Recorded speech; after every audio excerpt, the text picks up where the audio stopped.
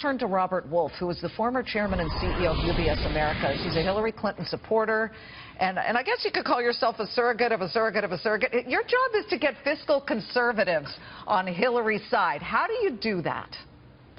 Well, I would say I call myself a non-surrogate surrogate. It allows me to actually just speak my mind. I'm not trying to really move anyone. I'm just saying that for fiscal conservatives who have always been concerned about been deficit hawks, how can you not look at Hillary's plan versus Trump's plan in a positive light? The Center for a Responsible Budget has given Trump's plan something like $11 trillion in new deficits. Over 10 years. And growing over 10 years, whereas Hillary's plan is something like $250 billion. And then if you look at real policy, Liz, it's not even close. The Secretary's policy on clean energy, advanced manufacturing, and infrastructure has real depth and breadth to it. Michael Bloomberg, who of course, once a Republican, now an independent, but like you throwing his support behind Hillary Clinton, he is a huge major businessman.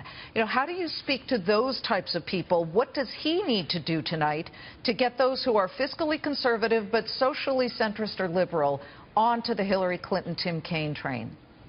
You know, listen, the entire primary season has been very populist and nationalistic.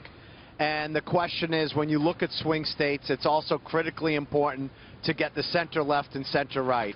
I think that bodes incredibly well for the Secretary. Tonight, when you hear Mayor Bloomberg speak, you're going to hear someone that understands the private sector, understands business, and understands the people, and he's throwing his full support behind the Secretary.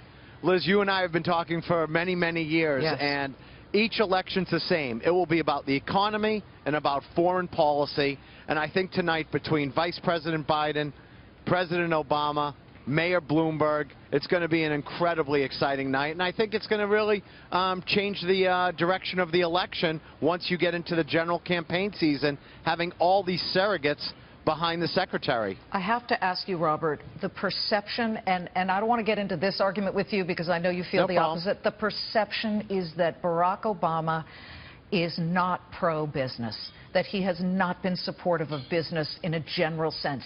Is Hillary Clinton pro-business? Well, first of all, I would say that I would disagree vehemently on you with Obama, but we won't talk about that because you did start your show by saying the market's at an all-time high under him. Listen, the Secretary knows the business community. She was a senator of New York. Okay, this is the epicenter of business. And it's not just financial services. It's media, as we all know. It's theater. It's retail. I mean, this is a secretary that understands, okay, that you need a vibrant business community to get middle-class wages up again. We do. And I think she's going to do a great job getting there once she's president. Robert Wolf, 32 Advisors, founder and CEO, and heck, why don't you just be a co-anchor here? We appreciate you coming on the network. I can't wait to see you back in New York. It's a little hot in Philly. Yeah, trust me, it's hot here too. We're schwitzing. Good to see you, Mr. Wolf.